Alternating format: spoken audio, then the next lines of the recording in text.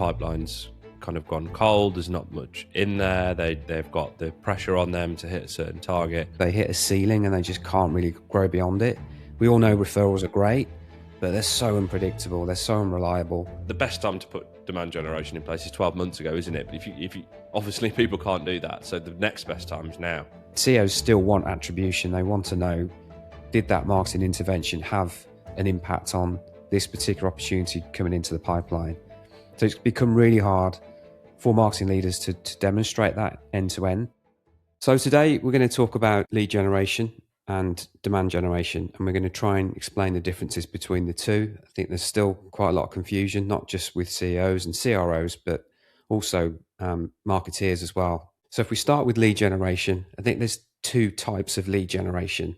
There's short term and there's long term. So in terms of short term, and I know you'll have views on this as well, James, but short term very much is that kind of, we're at the end of a quarter, we've got a big hole in the pipeline, we need to generate leads. It's panic stations, it's a little bit of desperation, it's spray and pray, it's sending out emails to thousands of people and just hoping that something is going to come in. But it is understandable that people kind of jump to that point, isn't it? You know, ultimately, I can see why a leader may reach a point where the pipeline's kind of gone cold. There's not much in there. They've got the pressure on them to hit a certain target.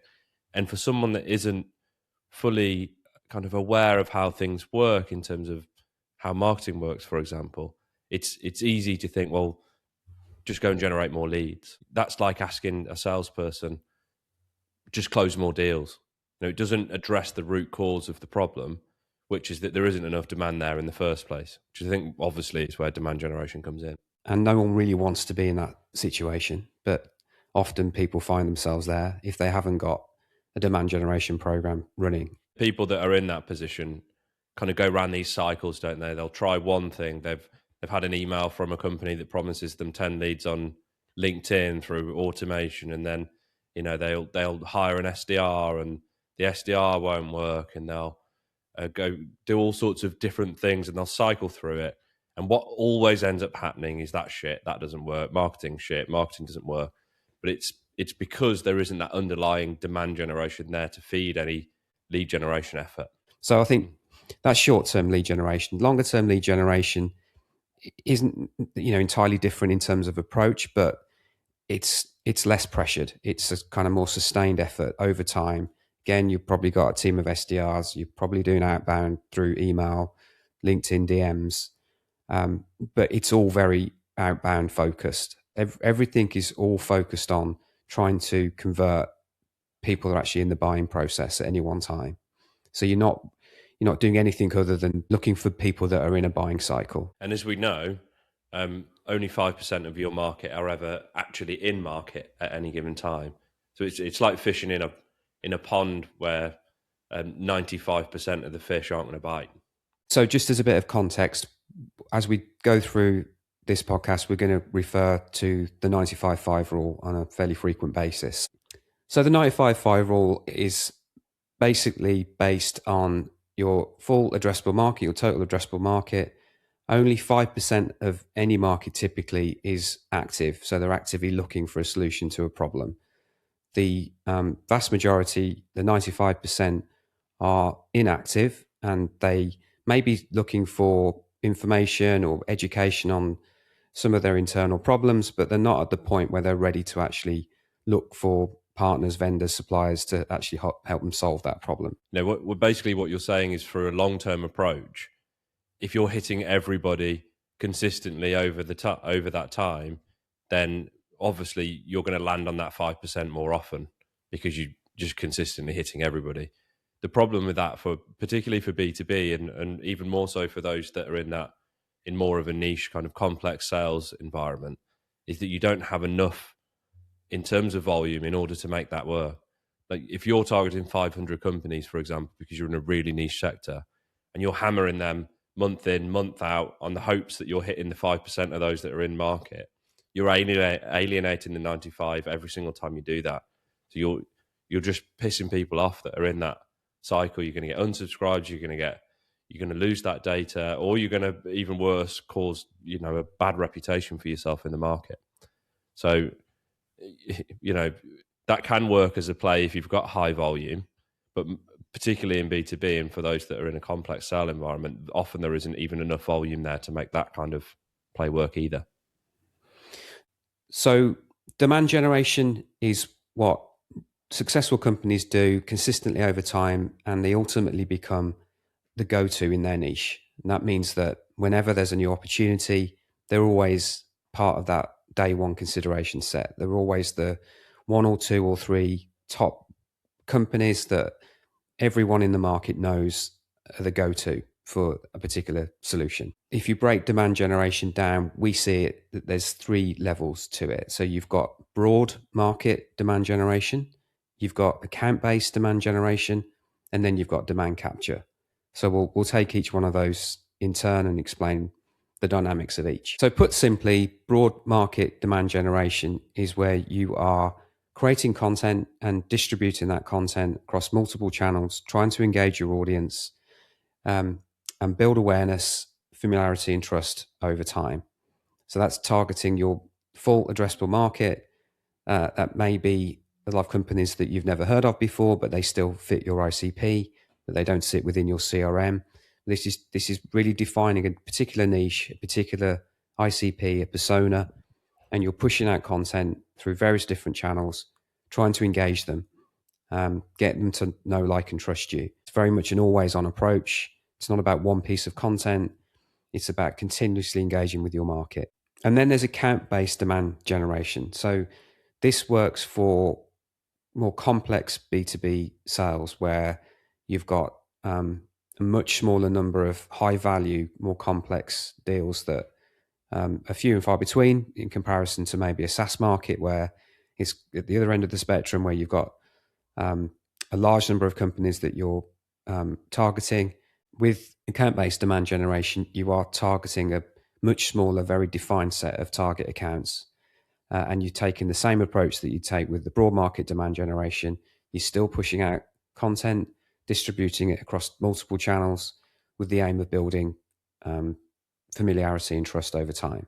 And why it's so important that you take a demand generation approach with complex B2Bs, because trust is such a critical part of the whole process. In any complex, high-value deal, the risk on the buyer's part is so big, typically, that if trust hasn't been built over time, it's very hard to take a lead generation approach because you'll be coming in probably very late into the opportunity, and therefore there'll be others that are probably in the same opportunity that have taken the time with a effective demand generation program to build that trust, or maybe they have personal relationships through referrals. Therefore, they're always going to be in a stronger position than if you just take a very basic kind of lead generation approach. Yeah, and you can't build that trust in the sales cycle itself, can you? You just simply don't have enough time. Like there's some stats we often share around Google, isn't it? I can't remember them exactly, but the number of touch points that you need to have with a particular person to build trust is far greater than you could ever do, particularly for a complex sale in a couple of discovery calls or something like that. And at the very best, if you don't have that level of trust, then you're at a disadvantage. At the worst case, you're not going to be in the room at all, because most organizations aren't going to invite you into those conversations if you haven't demonstrated at least some level of credibility and trust in the first place. So if you get to the sales process, or if you run a lead gen program and you get a couple of opportunities and you're in a discovery call, but you haven't done that, at the very best, you're at a distinct disadvantage, if the other people in the room have. When you take a demand generation approach in real terms, it's going to look something like this. You know, over maybe a 12 to 18 month period, you might have engaged with a decision maker or multiple decision makers in a buying group, and they will have engaged with you through multiple forms of content. It could be they've discovered your podcast and they've watched several episodes over a period of time. You invite them to webinars and they may have registered for the webinar but not turned up, but they may have caught the recording. They will have seen you on LinkedIn. They maybe have watched videos on YouTube. But if you're pushing out this expertise, this thought leadership consistently, buyers will get to know you. They get to trust you. So that's really what it looks like in practice. You know, you could look at a whole history of engagement over a long period of time, and there'll be so many different touch points that a buyer will have needed to go through, and potentially their colleagues in the organization they'll be sharing that content with. And we've looked at this many times. And we're going to come to reporting later, because this is the real challenge today, how you actually track, measure, and prove that is all happening. But really, that in practical terms, in real terms, this is what's happening. And it's very, in many ways, invisible to you. I think there's lots of people that kind of run both sides of that equation, aren't there? We just talked about demand generation in terms of sharing your expertise, building credibility, building trust. Traditional content marketing, I suppose, if you want to think of it that way. We've shared the lead gen approach, and there's lots of people doing one or the other. And I think the real challenge is doing both consistently and it being data driven, because I think ultimately that's what people need to do in order to be successful. And I think a key component to that is demand capture, which is probably not actually a term which all that many people are familiar with. But effectively what it means is, ultimately, if you're going into market, generating that demand, you're publishing content, investing a lot of time, effort, and money in doing so, but not then listening for people when they generate that, or when you generate that demand and they show that they're potentially interested in you, and therefore moving people from that demand generation side into a more lead generation effort when they show that intent, then you kind of expecting them to come to you, and that isn't, as we know, that is not always the case. So demand capture is really intended to listen for when all your demand generation efforts are paying off and people are showing that they have intent in you. And there's multiple ways of doing that. And traditionally that may have been a form on the website. It may have been going to events and having a lead form there, things like that. I think we've seen recently those more traditional methods decline in their effectiveness, particularly the kind of traditional inbound approach with the gated guide and the less so on the webinar side, but the piece of content that you publish and share in return for data. We've seen that method decline. So we these days, from a demand capture perspective, are focusing a lot more on intent and signals as a method to pick up when people are interested in that content that you share in your demand generation program. And just as importantly, when that does happen, pushing them into a lead generation strategy or a lead generation approach. And effectively what we're doing there is nurturing the 95 until they're ready. When they are ready, the demand capture process picks them up. And when the demand capture process picks them up, they move into the lead generation process. So it's about treating people appropriately depending on what stage they are in that 95-5 kind of split. Yeah, the beauty of demand capture is that you are only focusing on ideally high intent buyers. So you're using signals to find those high intent buyers. And if you're consistent with a demand generation and demand capture program over time, the results start to really compound. Mm-hmm. Because demand capture is far more effective if the people that are in market that you've identified through signals already know you because you've engaged with them for 12 to 18 months, if not longer. The chances of you converting them are a lot higher than if you just take a very sort of traditional lead generation approach. So that's really the key with demand capture. And obviously, if you're doing demand generation over a very long period of time, many of our clients have done it consistently over many years, demand capture actually becomes less important, because when you become that go-to company, people just naturally come to you anyway. Mm-hmm. So demand capture, whilst still, we'd always advise that you keep running that in parallel, it does become less important, because ideally, every time someone in your space comes to market, they'll already know you and they'll reach out to you anyway. But we've got to be clear, that is nirvana, isn't it? People don't start running a demand generation program 1 month, and by month 6, they're the most well-known supplier in their market, and people start flooding into them, and they don't need to do demand capture. We're talking years, aren't we? Years, and in some cases, decades of this kind of demand generation work to really cement yourself as that fully known go-to organization in the space. You can't expect people to come to you. You need to have some level. Some will, but equally you need to encourage that to happen, let's say. Yeah, and this is where you've got, whether it's your founders or your subject matter experts are speaking at events, so they're being asked to go on podcasts. They are seen as the thought leaders, the experts in the industry. Now, that happens without you paying for it. You are approached by influencers, content creators, other organizations, and you're the kind of keynote speaker at the event. So it does take a long time to get to that point. I think the other important aspect with demand capture that's key to talk about is, as we always talk with CEOs, they understand demand generation is the best approach if done consistently, and it's an always on approach. But where they struggle is the challenge they have in their own mind is, well, that sounds great, but we haven't got 12 to 18 months or years to build our pipeline. We need impact today. We need results now. And that's where demand capture can still play a part. The beauty of it is you're not spraying and praying like lead generation. You're not trying to hit the entire market with a generic message. You're only going after those that are showing high intent through signals.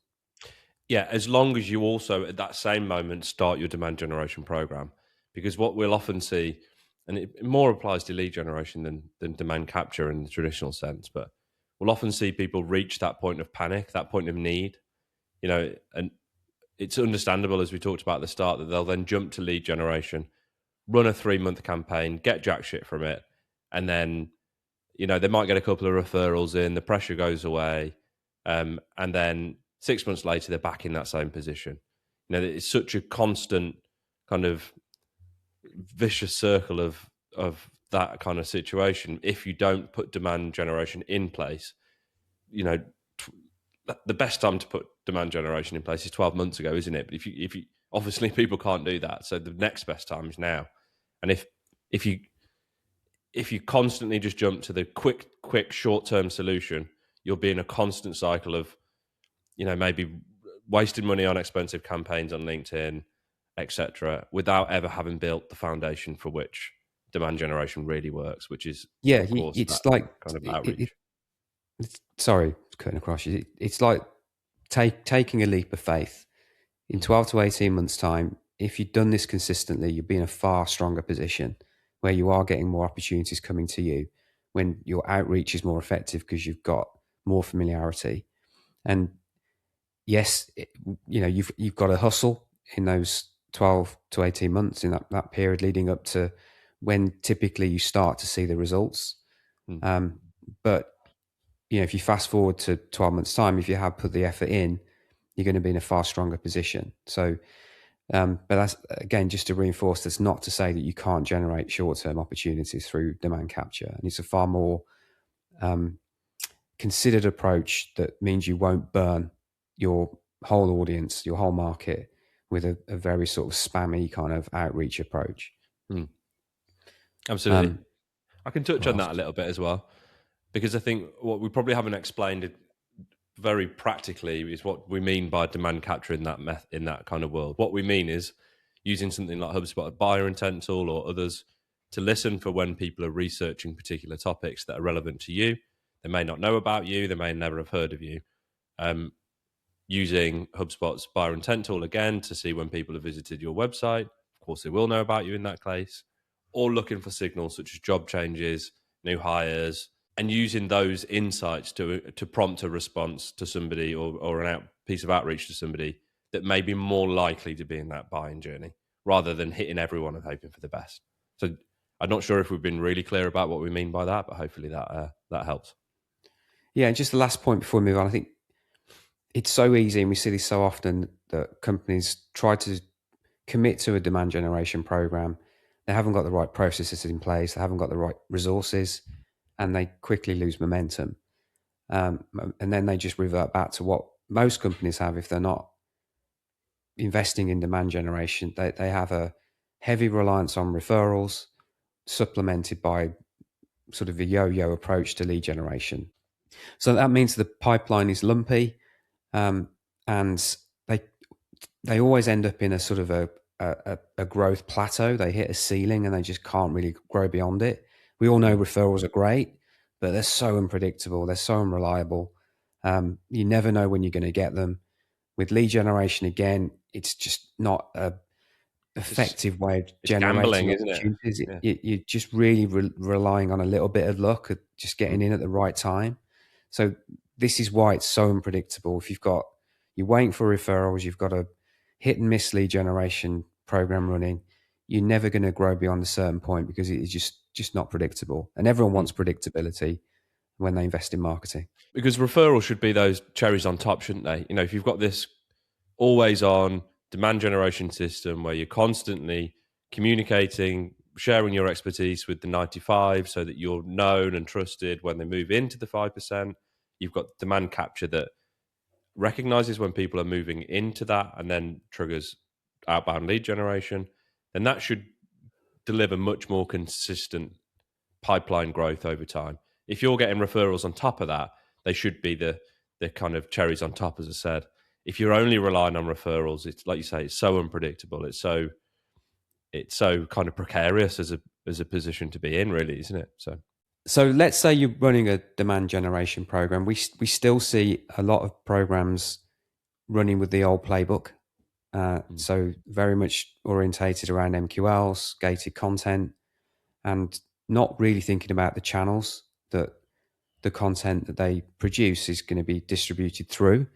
Now we've done another podcast on this whole thing, so I'm not going to go into huge detail, but we very much think for any demand generation program, you need to take a channel first approach. This is where things have really changed, and what's working in 2026 is really a focus on creating specific types of content for different channels. And each channel will have its own objectives.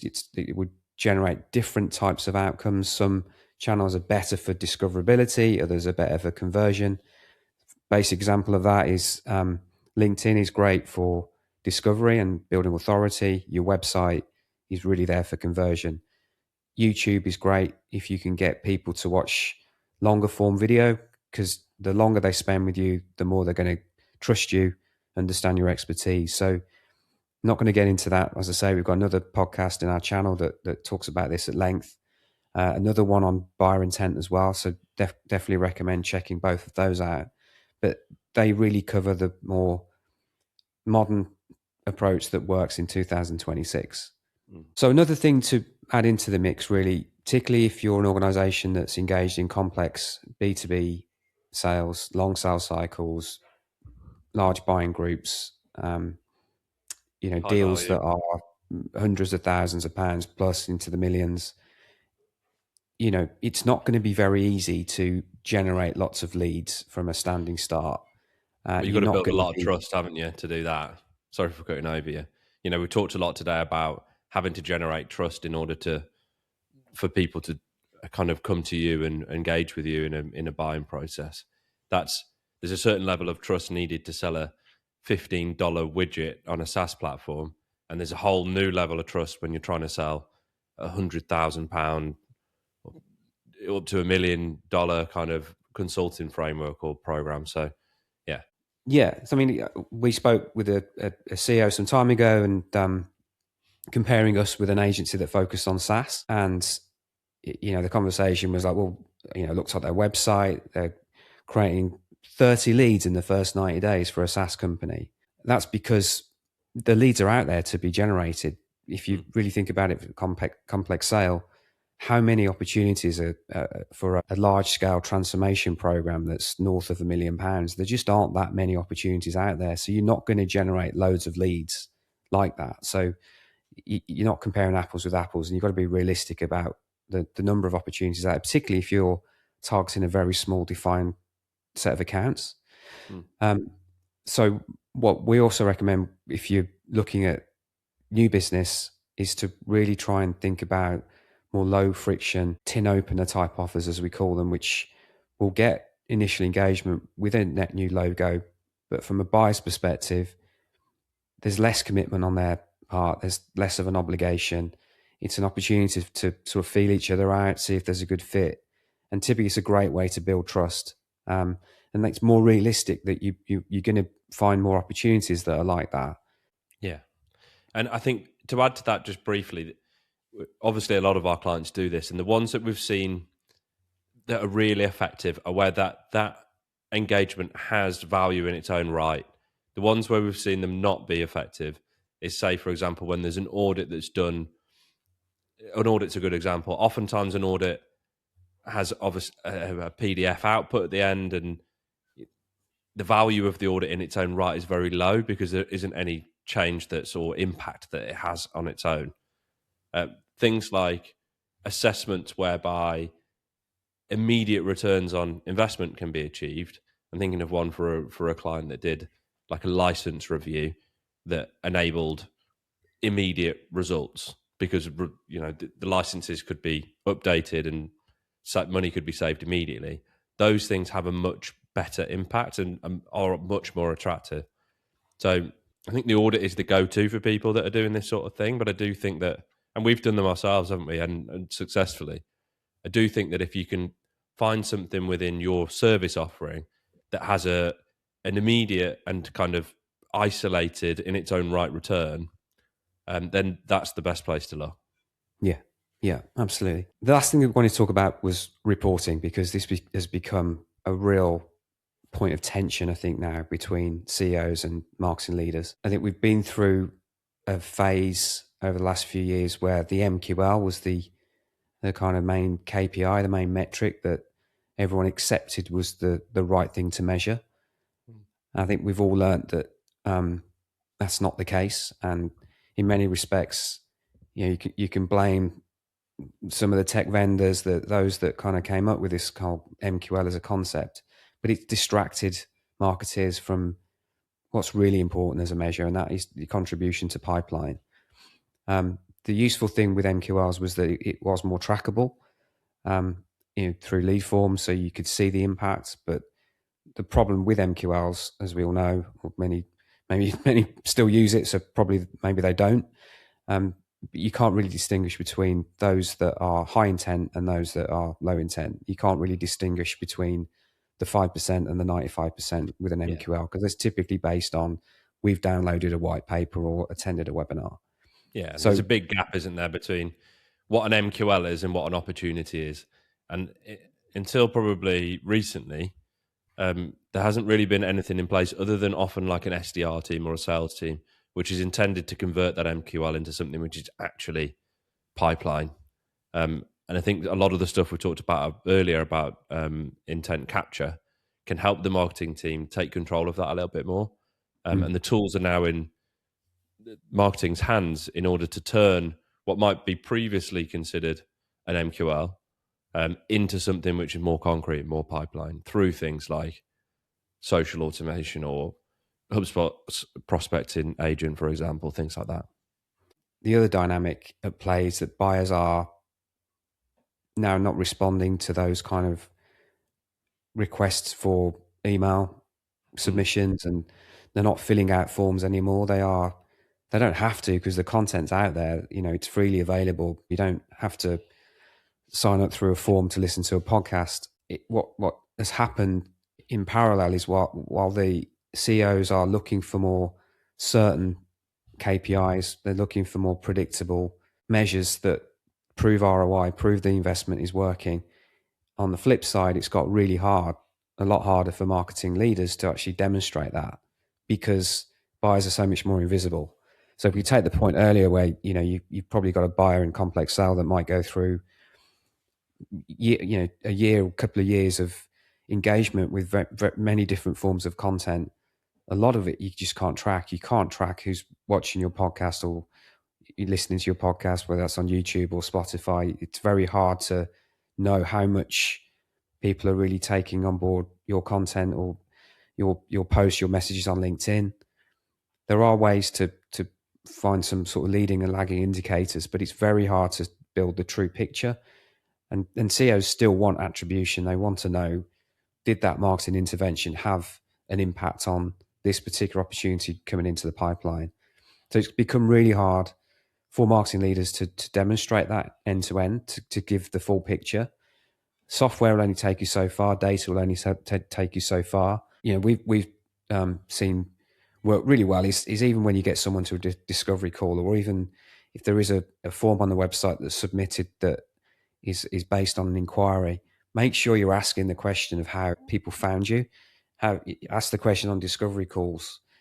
Just get that anecdotal information as well, because you can still then add to the picture, and that helps to justify all the investment you're making in this demand gen program. So if you found that valuable, please check out our other content on Spotify, on YouTube, Apple Podcasts. Also check out our website, romneyassociates.com. And if you found it really valuable, then we'd love it if you gave us a like or a subscribe. And we hope to see you next time.